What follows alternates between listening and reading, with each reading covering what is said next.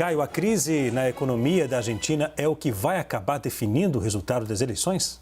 Olha, infelizmente, não. E aqui eu vou concordar com o Zé Eduardo Cardoso que nessa reta final, uma vez exaurida aí toda a argumentação racional, prevalece o aspecto emocional. E aquele que conseguir explorar melhor esse fator tem mais chances de levar a eleição.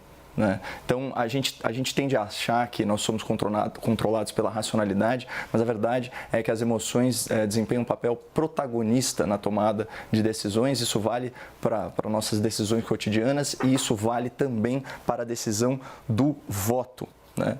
E não só isso, existe uma grande campanha de desinformação e de detração mesmo contra o candidato, abre aspas, outsider, que é o Javier Milei, que vem com uma proposta anti-establishment. Eu peguei até um trecho, né, de uma fala dele, ele disse o seguinte: durante todos esses meses, a classe política difundiu uma enorme quantidade de mentiras sobre nós com um só fim: assustar você para manter seus privilégios, porque se você tem medo, você fica paralisado. Isso aconteceu muito aqui no Brasil. Eu lembro quando a Marina Silva despontou, né, nas eleições de 2014, estava em primeiro lugar, isolada em primeiro lugar, e começa uma campanha de difamação contra ela, insinuando que ela ia cortar programas sociais e tal, e isso teve efetividade. Né? O medo venceu a esperança de uma nova candidatura e ela acabou ruindo do ponto de vista eleitoral, sequer foi para o segundo turno. Continua Milei. Se você fica paralisado, nada muda. A única coisa que nós propusemos é abraçar as ideias que fizeram esse país ser grande. Então, o Milei, ele reputa ao liberalismo, né, do século XIX, do começo do século XX, como a mola econômica propulsora da Argentina. E que uma vez que isso foi interrompido pós-peronismo, isso começa a se deteriorar. E vamos lembrar que se a gente fizer um corte nesse século, mais precisamente 1999, e aqui não é para tirar o Menem, é só para colocar aí um lapso temporal mais próximo da gente, a Argentina só foi governada por um governo de centro-direita por 4 anos, que foi a experiência do Macri, e que na prática não conseguiu implementar as reformas que havia proposto, isso por N fatores, mas dá para falar que foi muito mais um governo de centro do que um governo de direita. Então seria uma experiência nova, pelo menos para grande parte das novas gerações de argentinos, ter um governo de orientação liberal. E eu acho que um outro fator que pode ajudar muito no resultado das eleições é que essas figuras de centro ou de centro-direita, vistas como mais tradicionais, como mais moderadas, aderiram à campanha de Javier Milei. Então, acho que, de certa forma, dá para falar que o purismo teórico, libertário dele toma um banho de loja, até um banho de loja populista, se quiserem falar, né? E ele se apresenta, né, a versão final dessa candidatura, ela é muito mais moderada, muito mais palatável para o eleitor de centro, para o eleitor indeciso.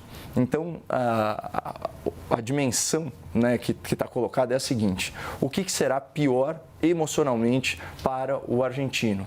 Continuar com um governo de 142% de inflação, né, com quase metade da população abaixo da linha da pobreza, quase 1/10 da população em extrema pobreza, ou apostar no candidato que vem sendo aí difamado, que vem sendo tratado como um louco, esse tipo de coisa, mas que pelo menos tem propostas diferentes do que está sendo, da forma como a economia vem sendo conduzida até agora. Então, eu acho que é uma questão de um pêndulo para ver para onde que o coração dos argentinos vai se colocar.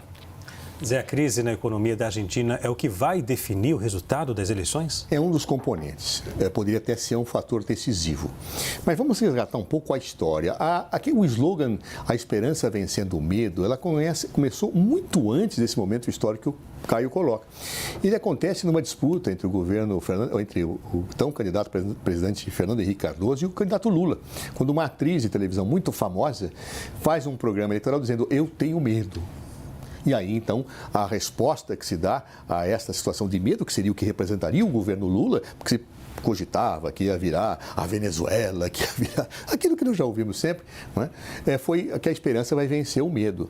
Ou seja, a partir daí, esta situação acaba sendo reproduzida, inclusive hoje, no discurso do senhor Milei, que tenta atacar o medo dessa forma. A grande questão é, o medo ele pode ser induzido ou pode ter fatores objetivos. Né?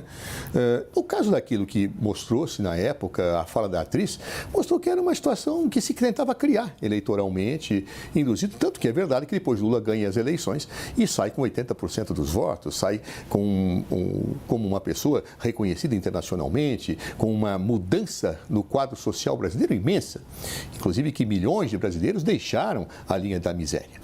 Ou seja, não havia razão para aquele medo, ao contrário, havia razão para a esperança. A questão que se coloca agora é, será que realmente é justificável o medo em relação ao nosso candidato Milei? Olha, eu vou te dizer francamente, essa tática do medo não me agrada, mas eu teria medo diante de algumas colocações que são feitas e que eu reproduzi aqui agora há pouco. Ou seja, é uma situação completamente fora dos propósitos normais, naturais, daquilo que se espera de um governo. A sociedade do consumo nos vendeu uma realidade que é muito ruim, que é aquilo que o novo é sempre bom e o velho é sempre ruim. Não é verdade. Às vezes eu posso ter algo velho, bom, e algo novo, péssimo. A inovação nem sempre vem para o bem. O que houve nessa eleição? Na verdade, a crise poderia ter definido esse processo. Havia uma situação muito, mas muito desfavorável ao candidato Massa. A Argentina passa por uma crise brutal. E, nessa perspectiva, ele é o ministro da Fazenda, ele é o herdeiro natural da situação.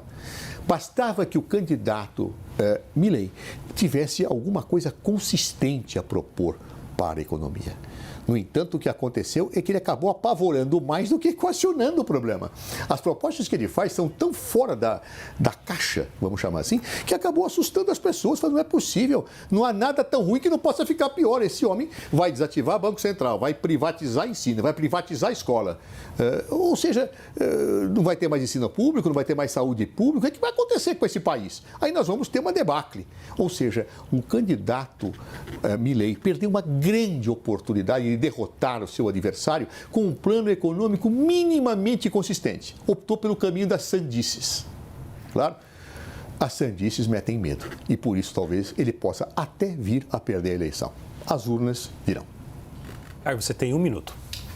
Eu queria só retomar falando sobre a questão do medo, né? E o candidato Milei, ele está, assim, consistentemente endereçando isso e tentando desenhar para o eleitorado, olha, vocês estão sendo emocionalmente manipulados, né? Ele diz o seguinte, é importante que vocês não tenham medo, porque o medo paralisa. Se nos paralisarmos, ganha a maldita casta política.